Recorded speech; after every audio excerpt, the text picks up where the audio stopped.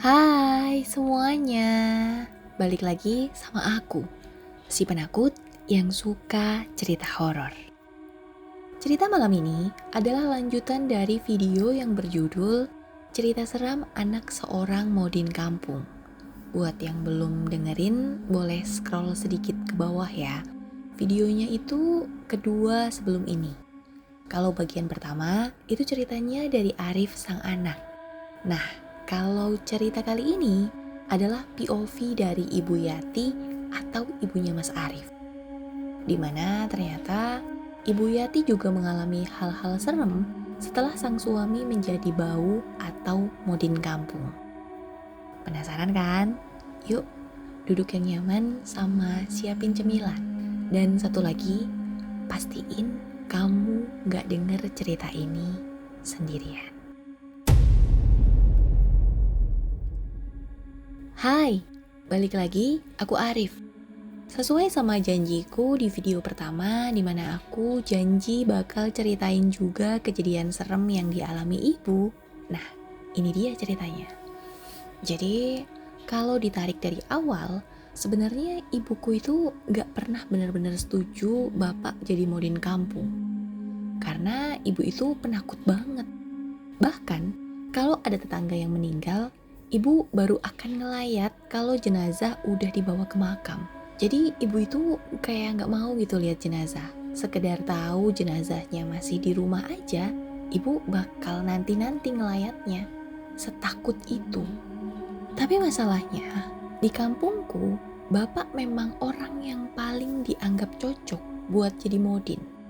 Bukan cuma karena sifatnya yang tenang dan sabar, tapi karena udah bertahun-tahun juga bapak ngurusin masjid. Selain itu, rumah kami juga nempel masjid kan. Jadi deket banget sama urusan yang ada di masjid. Jadi buat warga, bapak itu sosok yang udah pas banget kalau disuruh urus hal-hal agama. Jadilah begitu musyawarah soal modin baru dibuka, ya bapak yang langsung disebut pertama kali. Aku inget banget waktu musyawarahnya itu di rumah Pak RT. Aku sama ibu juga duduk di samping bapak. Tapi dari awal datang pun wajah ibu itu udah kelihatan gelisah. Kayak dia itu udah tahu arah pembicaraannya bakal kemana. Sampai akhirnya ya bener, semua warga setuju bapak jadi modin, menggantikan modin lama yang meninggal. Wah, saat itu wajah ibu pucet banget. Sementara bapak, ya tetap dengan wajah tenangnya. Pokoknya bapak cuma diem aja. Tapi aku tahu bapak gak mungkin nolak. Apalagi pas warga desa itu kayak memohon gitu. Ya udah, bapak langsung ngangguk. Ya sudah, saya terima kalau itu adalah amanat warga. Begitu jawaban bapak. Sedangkan ibu ya hanya nunduk pasrah. Dan sebenarnya selain sifat ibu yang penakut, jauh sebelum hari itu, ibu itu pernah cerita sama aku kalau dia pernah dengar cerita dari istri modin sebelumnya tentang adanya hal-hal lain yang kadang ikut pulang setelah mengurus jenazah. Dan cerita-cerita itu tentu bikin ibu makin takut. Waktu itu aku masih kecil sih, jadi cuma manggut-manggut aja. Tapi setelah bapak resmi jadi modin, aku jadi ngerti maksud ibu. Karena aku kan juga ngalamin hal-hal serem. Awalnya aku pikir hanya aku yang ngalamin. Tapi ternyata apa yang ibu alami jauh lebih banyak dan lebih serem. Dan sebenarnya aku juga baru tahu sebagian besar cerita-cerita ini bertahun-tahun setelah kejadian. Bahkan setelah bapak meninggal. Ibu emang gak pernah cerita waktu itu. Karena mungkin ya gak pengen bikin aku takut aja. Selain itu, beberapa kejadian serem juga ibu alami pas aku udah gak tinggal di rumah lagi. Karena kan seperti yang aku ceritain di video sebelumnya ya, dimana aku ngekos pas SMA dan lanjut merantau. Nah, kejadian-kejadian serem ini ibu alami dalam rentang waktu itu. Dan waktu ibu ceritain semuanya, sumpah aku merinding parah. Aku bahkan sampai mikir, kok bisa ya ibuku yang sepenakut itu kuat ngadepin hal-hal kayak gini selama bertahun-tahun. Karena apa ya, bapak itu kan lama loh jadi modinnya, bertahun-tahun. Bahkan beliau berhenti ya karena meninggal. Dan lagi, Bapak itu meninggalnya pas lagi tidur, nggak sakit dulu. Jadi pas bapak meninggal, bapak ya masih seorang modin. Dan dari sekian banyaknya kejadian serem yang ibu alami, aku bakal ceritain beberapa aja, karena jujur banyak banget. Jadi di kampung, kadang ada jenazah yang dimandiinnya di samping kamar mandi masjid. Di situ ada kayak space dikit lah, dan bisa buat dipakai mandiin jenazah. Yang mana letak si space itu nempel banget sama tempat jemur baju di rumah kami. Kayak hanya kepisah tembok aja. Tapi nggak semua jenazah ya. Biasanya sih untuk case kalau rumah dukanya itu kecil atau nggak ada halamannya gitu. Jadi agak repot kalau misalnya mau bikin bedeng buat mandiin jenazah.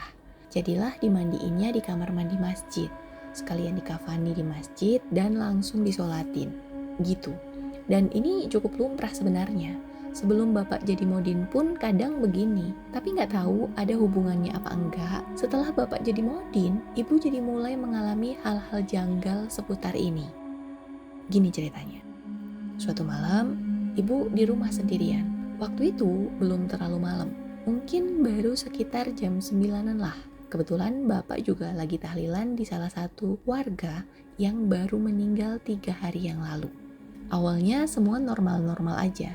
Ibu masih asik ngelipet baju, karena ibu juga emang belum ngantuk. Jadi mau ngelipet baju sekalian nunggu bapak pulang. Nah, tiba-tiba dari arah dapur, samar-samar ibu itu kayak ngedenger kayak ada bunyi sret, sret, sret gitu. Kayak ada yang lagi ngepel lantai.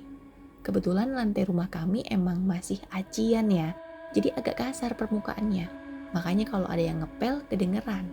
Apalagi kan itu udah malam, sepi banget. Jadi suara kecil aja tuh kedengeran. Nah, ibu yang penasaran coba dengerin suara itu lebih seksama lagi. Dan emang bener, kedengeran suara orang ngepel atau ada kain basah yang diseret lah. Wah, suara apa itu? Pak, Bapak udah pulang? Panggil ibu, tapi sepi. Dan karena penasaran, ibu jalan ke dapur. Waktu itu ibu gak ada pikiran aneh-aneh. Jadi dia santai aja tuh jalan ke dapur buat mastiin itu suara apa.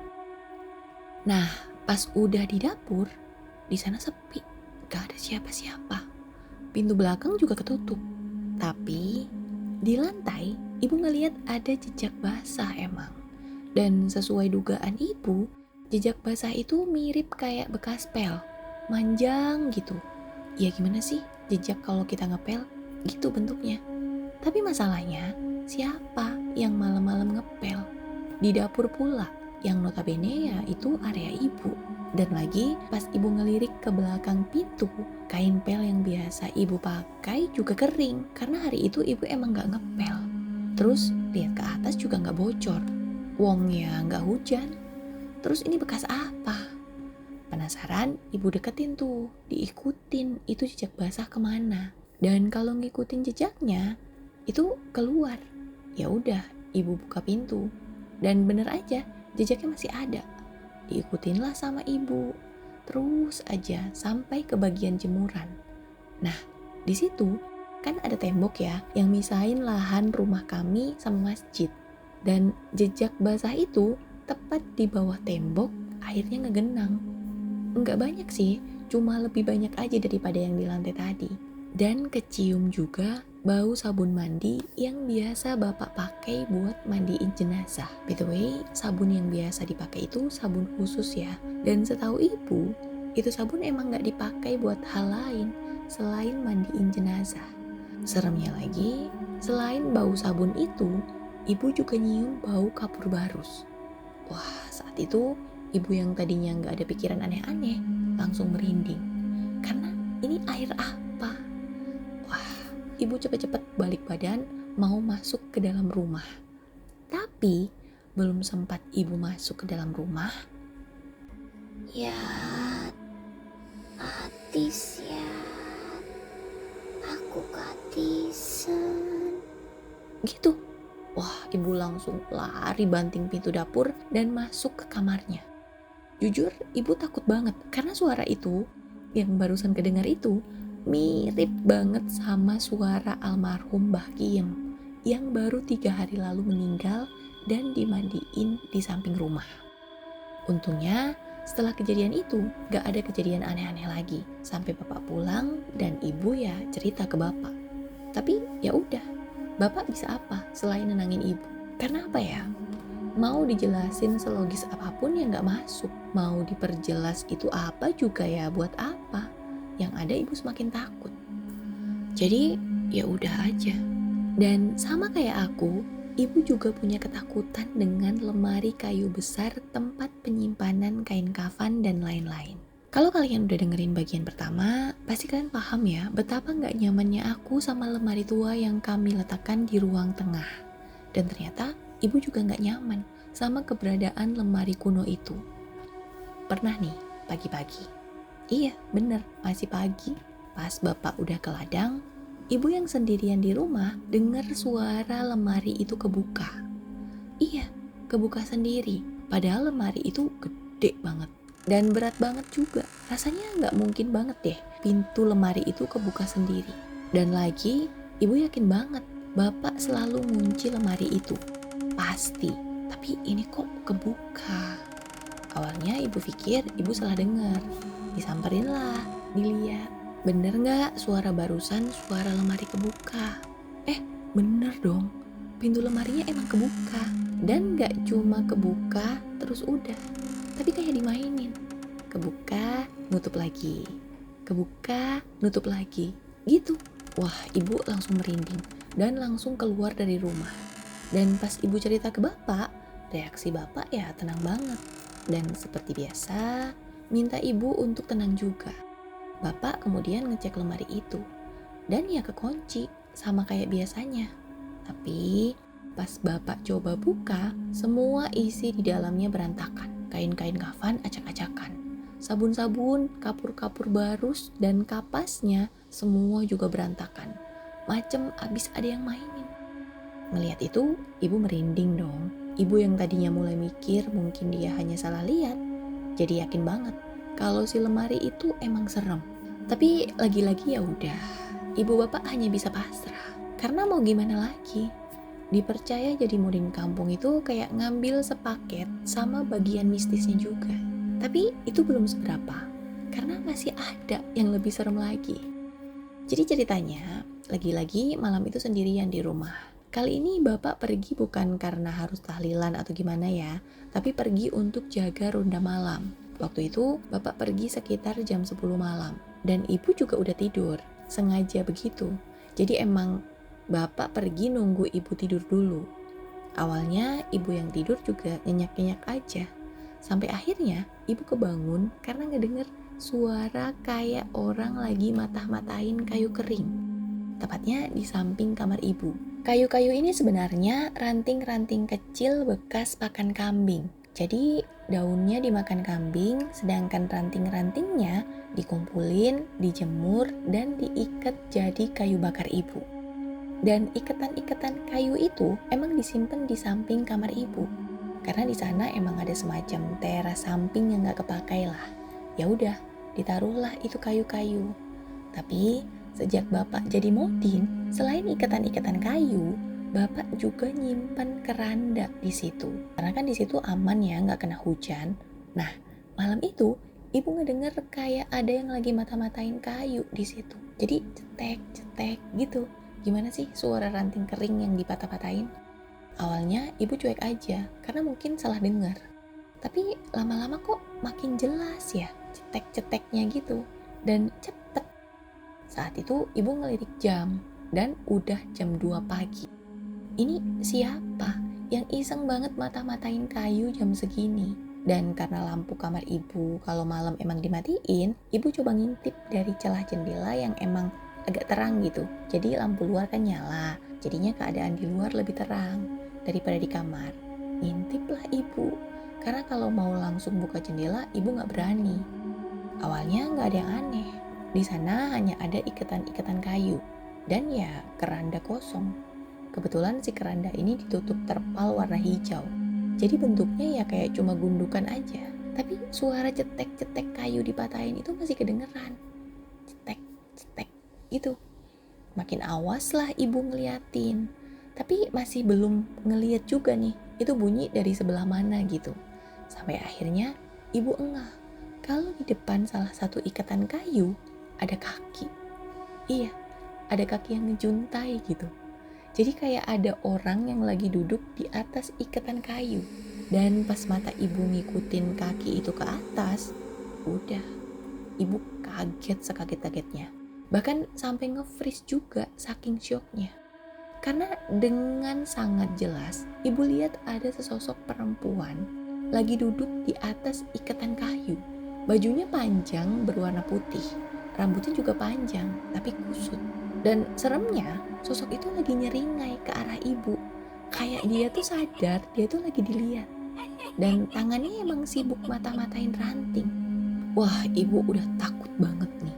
Karena lebih seremnya lagi, mata sosok itu berdarah. Terus darahnya itu kayak ngalir dari pipi ke mulutnya.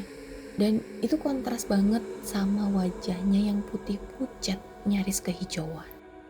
Detik itu juga ibu yang tadinya nge-freeze sadar dan langsung nyalain lampu kamar lalu tidur tengkurap di kasur. Untungnya walaupun setelah itu suara cetek-cetek ranting masih kedengeran, sosok itu gak masuk ke dalam kamar. Sampai akhirnya sekitar jam 3-an bapak pulang. Dan kata ibu, itu adalah pengalaman pertama kali ibu lihat hantu setelah sebelum-sebelumnya hanya suara-suara aja. Pas paginya ibu cek di samping kamar, ya emang ada gundukan patahan-patahan ranting kering di situ.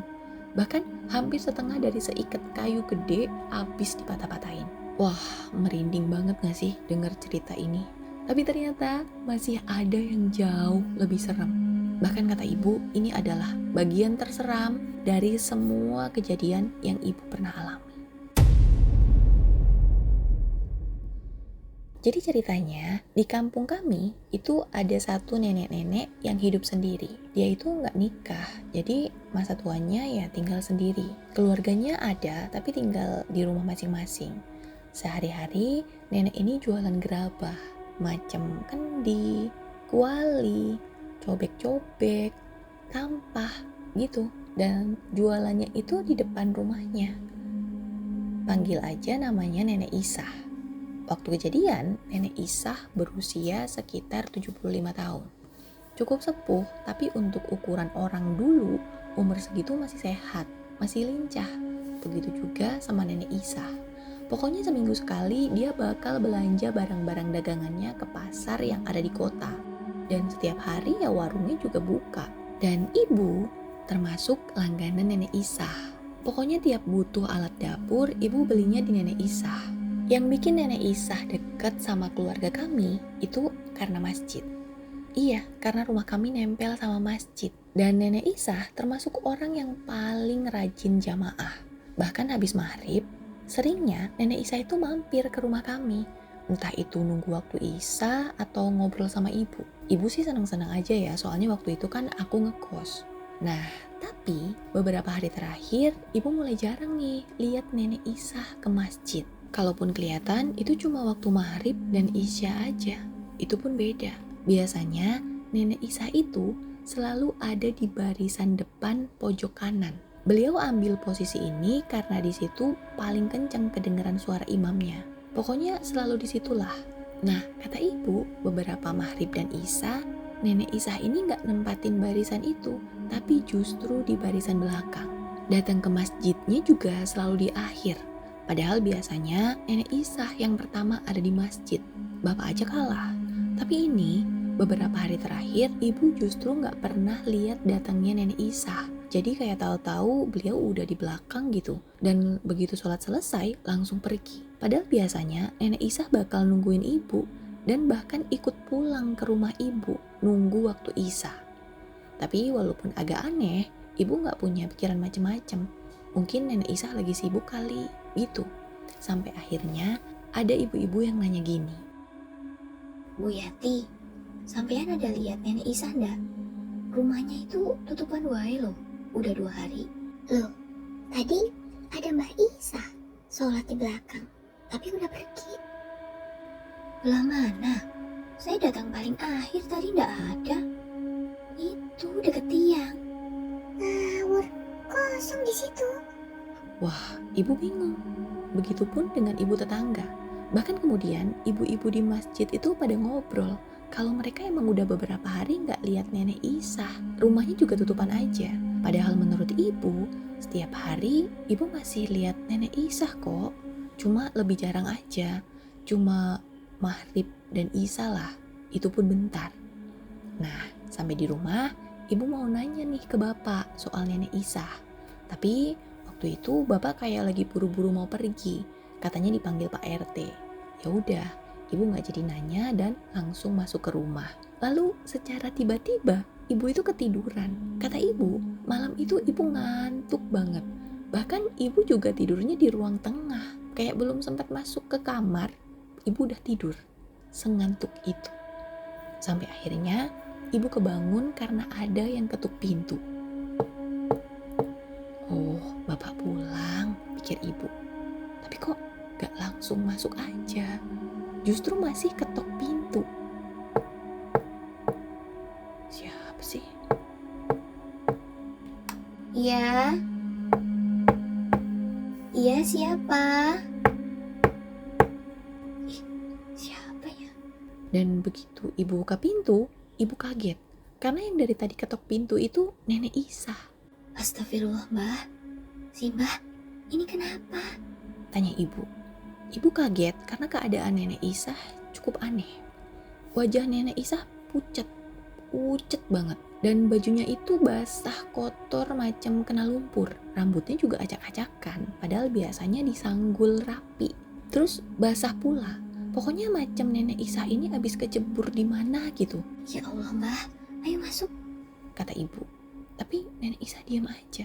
Cuma geleng-geleng kepala. Aku tipu ya. Tolong. Kata nenek Isah. Dengar itu, gak tahu kenapa ibu tiba-tiba sedih banget. Ibu sampai nangis dan gak kuat berdiri lalu bersimpuk di depan pintu. Keadaan itu cukup lama, sampai akhirnya ibu sadar pas bapak tiba-tiba nepuk ibu. Bu, ada apa? Kok nangis di sini? Ayo masuk. Mbah Isah, Pak. Mbah Isah. Iya, semua warga juga lagi nyari Mbak Isah kok. Moga-moga cepat ketemu ya. Mbak Isah mana? Mbak Isah di sini tadi, Pak. Ibu serius? Barusan lihat Mbak Isah. Ibu udah tahu belum? Mbak Isah hilang. Barusan Mbak Isah kesini, Pak. Basah, kotor. Mbak Isah pucat, Pak.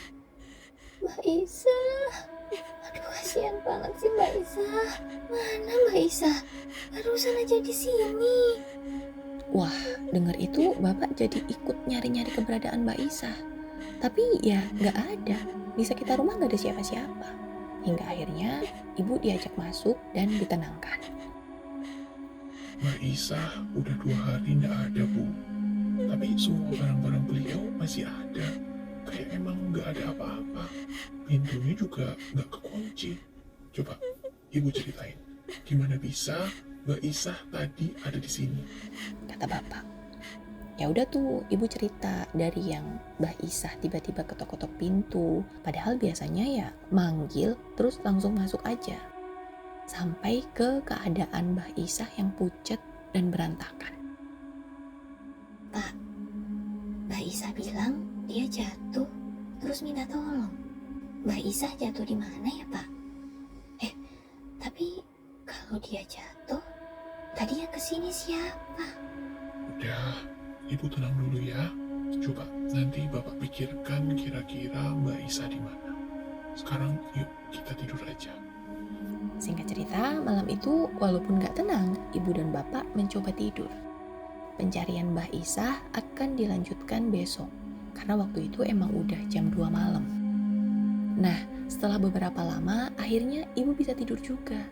Tapi, di dalam tidurnya, ibu mimpi didatengin sama Mbah Isah. Di mimpi itu, Mbah Isah kayak ngajak ibu jalan ke sebuah jurang kecil yang ada di belakang rumahnya. Jurang kecil itu sebenarnya sungai, tapi karena jurangnya cukup dalam dan agak sempit, sungainya nggak kelihatan, kecuali sengaja ngelongok ke dalam. Orang kampung bilang sungai itu namanya Kalen Lor. Nah, Mbak Isa nunjuk-nunjuk ke dalam Kalen Lor itu. Tolong ya, aku tipe. Gitu katanya. Dan bersamaan dengan itu, ibu kebangun. Badan ibu basah kuyup keringetan. Waktu ibu bangun itu, ibu lihat bapak lagi jalan ke arah jendela. Ada apa? Astagfirullah ibu, kaget bapak. Kenapa, Pak? Shh, kayak ada yang nangis bu. Kata bapak sambil nunjuk ke arah jendela. Awalnya sepi tuh, tapi lama-lama emang iya ada yang nangis. Nangis sesenggukan gitu, kayak sedih banget. Arahnya dari tempat nyimpen keranda. Tapi pas bapak coba intip, ya gak ada siapa-siapa. Dan karena waktu itu sebentar lagi masuk waktu subuh, bapak bangun, ambil air wudhu, lalu siap-siap mau ke masjid. Nanti sepulang subuh, coba ajak bapak-bapak lain lihat ke Kalen Lor ya. Ibu mimpi Mbak Isa di depan Kalen, Pak. Mimpi apa bu? Yaitu, barusan ibu mimpi Mbak Isa nunjuk-nunjuk Kalen. Oh gitu ya bu. Iya bu, nanti coba bapak lihat. Kemarin emang belum ada sih yang nyari ke sana. Ya sekitar kalian sih udah, cuma nggak ada yang lihat ke dalam jurangnya. Kata bapak sambil keluar ke arah masjid. Singkat cerita, sehabis sholat, bapak dan beberapa tetangga jalan ke arah sungai yang dimaksud. Dan bener aja, di balik semak-semak, mereka nemuin satu sendal yang diyakini punya nenek Isa. Terus kalau diperhatiin lagi, kayak ada bekas orang kepleset gitu. Ya udah, akhirnya dengan susah payah, beberapa warga coba membabat tumbuh-tumbuhan yang nutupin pinggir-pinggir jurang agar bisa lihat ke bawah. Dan setelah agak jelas, karena tumbuhan-tumbuhan udah kepangkas, warga nemuin lagi satu sendal Mbak Isa yang nyangkut di ranting tanaman di dinding jurang. Dan setelah dilihat lebih jelas lagi, di bawah, di permukaan air, ada orang macam telungkup gitu. Ini sungainya emang kecil sempit gitu ya. Jadi orang ini macam nyangkut, bagian kepalanya nyelup air, tapi bagian badannya nyembul ke atas. Ya Allah, itu nenek Isa. Dan setelah itu warga gotong royong nyoba menaikkan jasad nenek Isa dari dasar jurang. Pokoknya saking susahnya, karena alatnya juga seadanya, jasad almarhumah baru berhasil dinaikkan sekitar jam 10 siang. Padahal mereka mulai coba naikin itu dari jam 6 pagi. Jadi sekitar 4 jaman prosesnya. Kayaknya nenek Isa ini kepleset ke dalam kalen 2 malam kemarin. Karena menurut tetangganya, beliau ini masih ngelihat nenek Isa pulang dari masjid setelah Isa. Dan tetangganya juga ngeh, mungkin nenek Isa ini ke kalen karena mau buang air besar. Soalnya dulu sebelum nenek Isa punya WC, kalau buang air ya emang di kalen itu. Dan beberapa hari yang lalu, nenek Isa ini emang minta karbit ke dia dan bilang kalau WC-nya mampet. Cuma ya itu tadi, semua nggak ada yang nyangka kalau nenek Isa jatuh ke situ. Soalnya emang udah hampir nggak ada lagi yang buang air di kalen itu. Akhirnya setelah proses yang panjang, jasad nenek Isa pun diurus sebagaimana layaknya jenazah. Dan sayangnya, mungkin karena udah 2 hari nekuk terus, jasad nenek Isa ini udah kaku dan gak bisa dilurusin lagi. Jadi mau gak mau, beliau dimakamin dalam kondisi seperti itu. Masih nekuk gitu. Setelah ibu selesai cerita, aku lama banget gak bisa ngomong. Karena selama ini, aku selalu mikir, yang paling berat itu bapak. Karena selain ngurus jenazah, bapak juga harus ngadepin kematian orang lain. Tapi ternyata justru yang paling sering sendirian adalah ibu. Dan ibu gak cuma dengar cerita dan ngerasain suasana. Ibu bahkan didatangi orang yang belum ditemukan jasad. Sejak saat itu aku paham kenapa ibu sering kelihatan capek. Dan kenapa juga ibu kadang duduk lama di ruang tengah dengan lampu menyala semua. Bukan karena takut, tapi karena ingat. Ibu ingat bau sabun jenazah. Ibu ingat suara kain basah. Dan ibu juga ingat orang yang datang minta tolong, tapi gak bisa ditolong. Dan sampai sekarang, tiap kali aku pulang kampung, tiap aku dengar suara azan dari masjid di samping rumah, aku selalu mikir satu hal. Berapa banyak ya orang yang udah pernah singgah ke rumah kami, tapi bukan sebagai tamu, melainkan sebagai cerita terakhir dalam hidup mereka. Selesai. Duh, Mas Arif, makasih banyak ya lanjutan ceritanya. Semoga Mas Arif dan Ibu Yati selalu sehat ya. Semoga juga almarhum Bapak Mas Arif tenang di sisinya. Buat teman-teman semua, makasih banyak dukungannya. Makasih banget juga yang udah setia dengerin cerita-ceritaku. Super thank you. Jujur, bacain cerita gini tuh healing banget buat aku. Apalagi kalau banyak yang dengerin dan suka. Jadi kayak pengen sering-sering bacain gitu. Tapi kok ada aja kendalanya. Jadi boleh banget dong kasih semangat, please. Dan buat yang baru nemu channel ini juga, makasih banget udah klik video ini. Selamat datang juga di channel aku, si penakut yang suka cerita horor. Kalau kalian suka dengan channel ini dan gak mau ketinggalan kalau aku upload cerita baru, silakan di-subscribe. Kritik dan sarannya juga aku tunggu ya. Jangan lupa juga tombol like-nya ya teman-teman, agar aku makin semangat ceritain kejadian-kejadian serem yang aku dapet ke kalian. Untuk pendengar setiaku, super thank you. Sehat-sehat terus ya. Sugeng Dalu.